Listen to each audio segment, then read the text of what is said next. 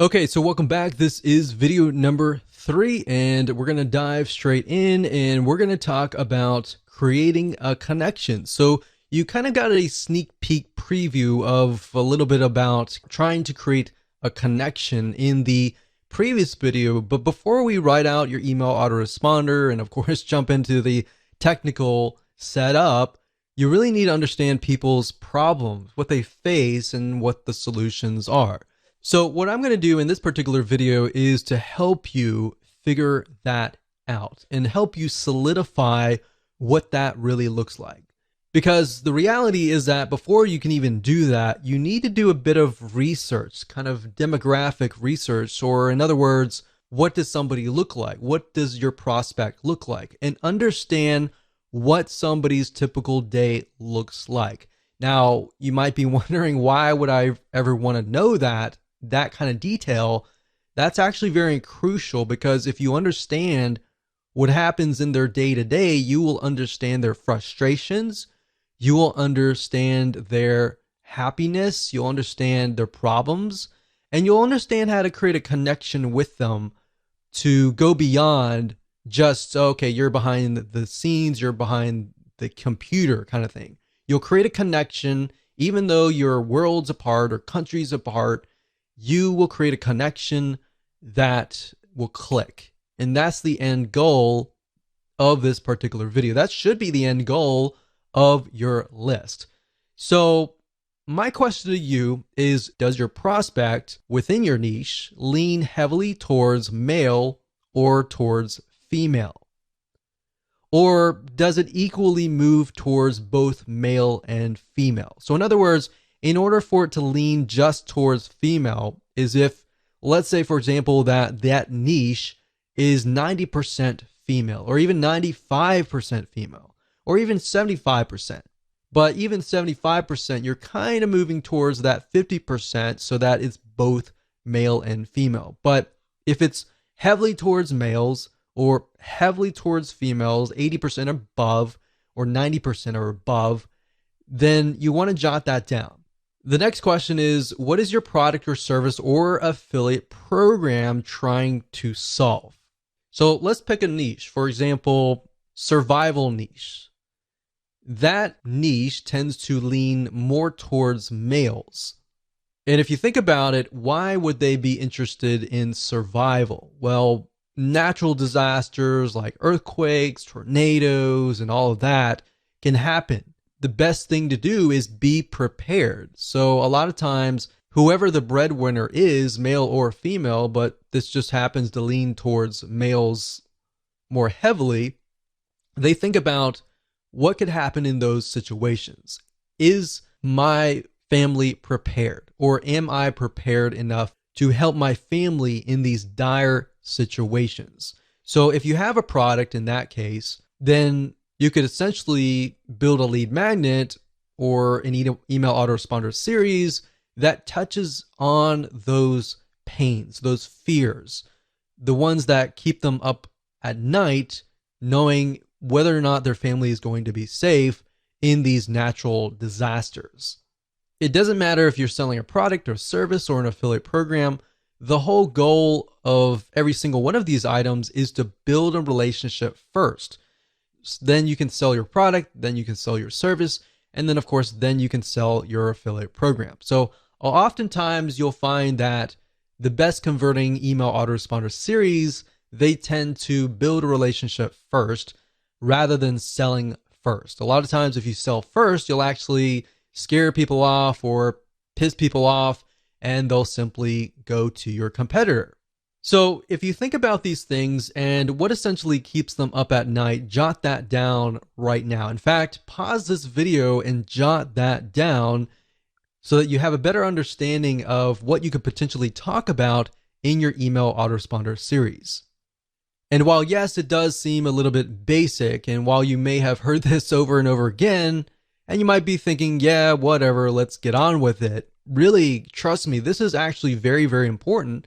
And this is something that we didn't really even think about long ago when we built lists, and we couldn't figure out why the lists weren't converting, is because if you start with the problem, the pain, and move on to the solution, you have a better gauge of where people are at and how you can get them to a certain point. But if you build a list to build a list without any sort of plan, without even understanding their problems and pains and all that, you don't really know where, in what stage they are at. Does that make sense? So believe it or not, this is extremely important. You need to jot these solutions down so that people feel connected to you, or else, of course, they'll leave. So with that said, let's move on to video number 4. Hello and welcome to video number 4. We're going to talk about the backward email funnel. Now it's time to start mapping out your email series. So past this video, we'll actually begin to do the technical setup. So obviously, if you do not have an email series yet, then make sure to watch this video step by step, watch it twice, because we're going to show you how to create a high converting email funnel. Even if you have an email series that is already written up, I highly recommend that you watch this video, because we're going to talk about some more advanced strategies that will help you create an email series that will get higher open rates and higher click-through rates. So if somebody gets your email, they're going to be interested and they're going to click through. So to speed things up, you're going to learn how to set up a backward email funnel based on what you wrote in video number 3. So if you didn't jot things down, then make sure you go back and do that. But of course, if you're a visual learner and you want to watch through everything first, that's fine too. Now, the point of the backward email funnel is to start at the very last email, which typically starts with "buy my stuff" emails. And it'll make more sense when I show a mind map and the process of how to create the funnel. Now, the reason why we want to go backwards is because psychologically, when you move forwards, when you write the first welcome email, the second email, and all that, it's actually very hard for the brain to think that way. In fact, if you start at the very last end goal, which is "buy my stuff," you'll begin to think of the missing pieces and how you can fill out. Let's say you have email number 12. You'll figure out email 11, 10, 9, 8, 7, 6, 5, 4, 3, 2, 1 very, very easily. And it actually, psychologically, you'll be able to speed it up. You'll be able to create a higher converting email funnel. So to kind of give you a brief idea, the emails before that should build a relationship, should hone in on the pain, because you got to assume that the people that are coming to this list are people that do not know you. But of course, if they know you, then that's even better. So what you're trying to do is do the worst case scenario where people do not know you. Create an email autoresponder series based on that. If you do that, you'll actually get a higher conversion rate. Obviously, there's no guarantee, but statistically from our own test, that's what we found. So in other words, most of your prospects aren't going to know you. They just have an issue or a problem that they want solved. In fact, most of them don't really care about you. They just want a solution to their problems. Now, of course, over time, as you write to them, you give them solutions to their problems, not the complete solution, which is going to be the end goal, the product or service or affiliate product, but little snippets of gold, little snippets of tips here and there. Over time, they will build a relationship with you.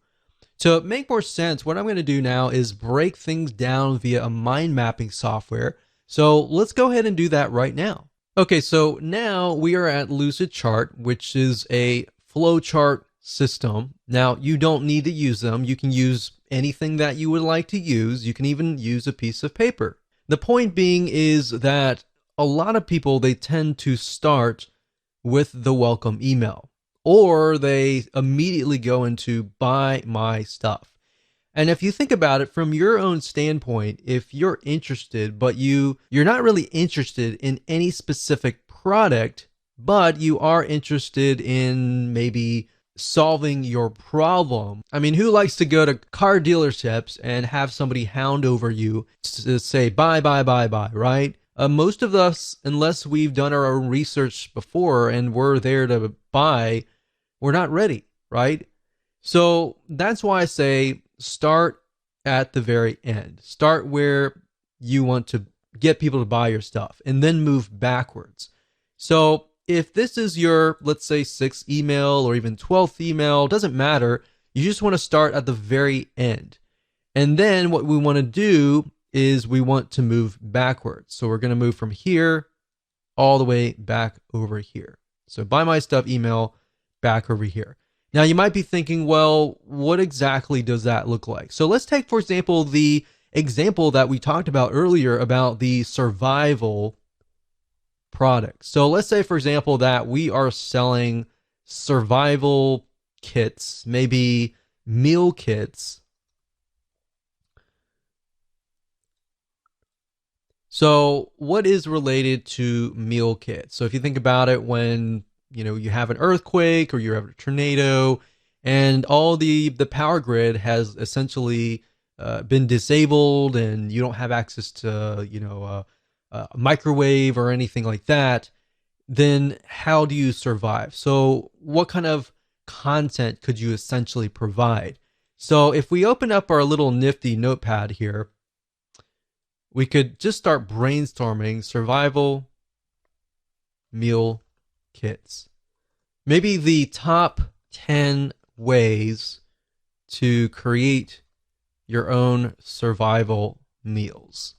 Now, maybe you want to talk about how to do it, and the whole process is very time consuming, right? So this might appeal to people who have a lot of time on their hands, but for the most part, most of your audience, they're not going to have a lot of time to actually do this, and that's why they're going to buy your survival meal kits, right? So maybe you can talk about top 10 ways to create your own like top number 10s, and start with the number 10 and then go to like 9, 8, 7, 6, 5, 4, 3, 2, 1 kind of thing. So maybe at the last one you mention that and you say, well, this process is very time consuming. So if you want to skip, if you don't have like 40 hours a week or something to create these meal kits, and you don't want to create it, and so if you want to skip that process, and you can start listing why are your meal kits better than everybody else, right? So in that case, you could say, well, they're better because they're freeze dried and they will last longer. So if you were to create it like a DIY, if you were to create it yourself, then maybe it would last like 1 month. But if you come with us, then ours will last like 12 months. So if you're out in the wilderness and you got 12 months, then these foods will last you about 12 months. I would start hitting on pain points, fears, power grid out. So not having power for more than a week. And that's happened. We've seen that in a lot of natural disasters where there's no power and there's literally no food in the grocery stores. And there's like chaos and everything like that. So the point is, how can you take these items here and then insert them into your top 10 ways? So when they sign up for top 10 ways to create your own survival meals, or even top 10 ways to survive in earthquake, then you start naming the top 10. So number 10, it can be, something. Number 9 can be something. And number 1, or you could do like top 5 ways, and then email them 5 emails. And by the 5th email, you've provided so much value that they are going to trust you. And then you can have the survival email kit. So then you can have the buy my stuff emails. So by working backwards, then we can say, okay, this can be top number 1. And then this can be 2, 3, 4, and 5. So we can work that in here. 2, 3, 4. So let's just do 4 just because the screen's so big enough. So top 4 reasons. Now I will say one thing that we've tested out is top 4 and 5 tend to work better. Anything beyond that tends to be a little bit more overwhelming unless you can fit that into other emails. So we found that actually the top 4 ways actually does really well. Top 4 or 5. So by this point, they're definitely going to want to stay to the number 1 way, right? So if you start with number 1 here and move backwards, that's fine if they're all equivalent, but if the biggest and the best way is number 1 here, leave the best for last, and that way they'll actually click through, right? So that's why I say start at this point. Now, if you wanted, you could do that as well, but if you start from this point, you begin to ask yourself, okay, what makes my product different than if you were to do it the manual way? So let's say, for example, that you were selling a piece of software, all right? Same concept. So if we were selling software, for example, a lot of times with software, you want to show the manual process, meaning the time-consuming process. In fact, if you notice, a lot of software companies nowadays are coming out with a lot of free training, free academy training type deals, because what they want to do is they want to show you how to do it for free, but then you realize, I don't want to do all this. I don't have much time in the day. I would rather buy a piece of software and speed the process up. But in order to get you to that point, they need to show you the value, right? In order to that, you need to see the value. So in that light, you could show the manual process. So let's show you a different scenario here. So let's move this down. So this is a totally different scenario here. So let's say, for example, you're selling a piece of software. So you could say, instead of saying top 4, 3, 2, 1, you could talk about the manual process. So this could be in the form of a blueprint, a secret plan, step-by-step plan, a video course.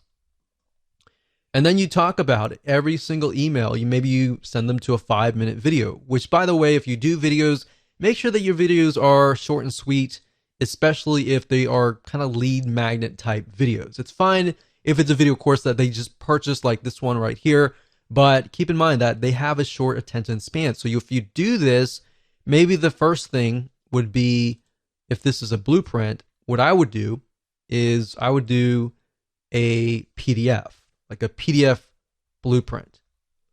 And then you say, in the next coming days or weeks, I'm going to show you step by step how to set things up. So we'll say step 1, step 2, and then step 3. So what you're doing here is you're showing that they need all of these emails in order to create a complete system. If you give everything up front at the first email, they're not going to have a reason to stay, right? So you want to make sure that you have it so that this is a complete system. So if they unsubscribe here, it's going to feel incomplete. Now, if you think closely about a movie, for example, a lot of times our brains don't like incomplete. So if you were to watch a movie and you saw even half of it, in your brain, usually you will think, I want to see the whole thing, right? If I only saw half, I want to see the whole thing. That's why our brains do not like complete.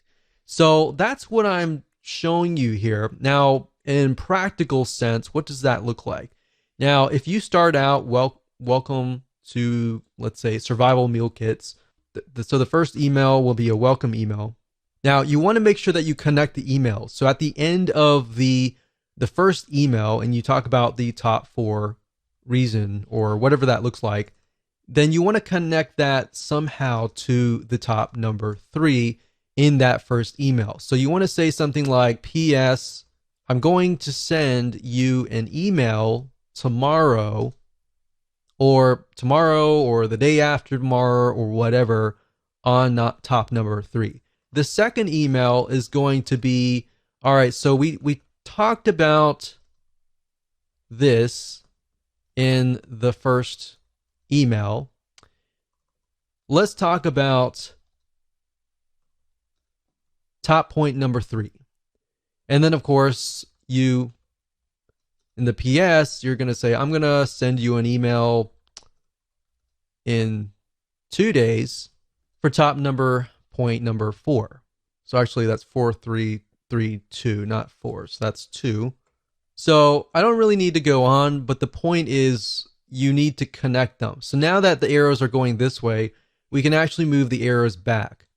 So the reason why I go backwards is because you take a little bit of content here and you move backwards. You take a little bit of content here and you move backwards. So when they sign up for this, they're naturally going to want this content, this content, this content here, and they're naturally going to want this content here. Believe it or not, this is the same strategy that we have used to get literally 50% open rates and 20% click-through rates, which is just insane. We've even seen in different niches 75% open rates, which is crazy.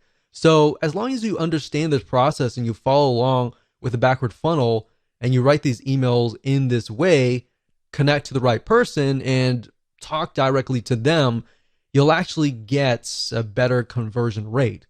So I hope that helped you. It's simple, but it's powerful.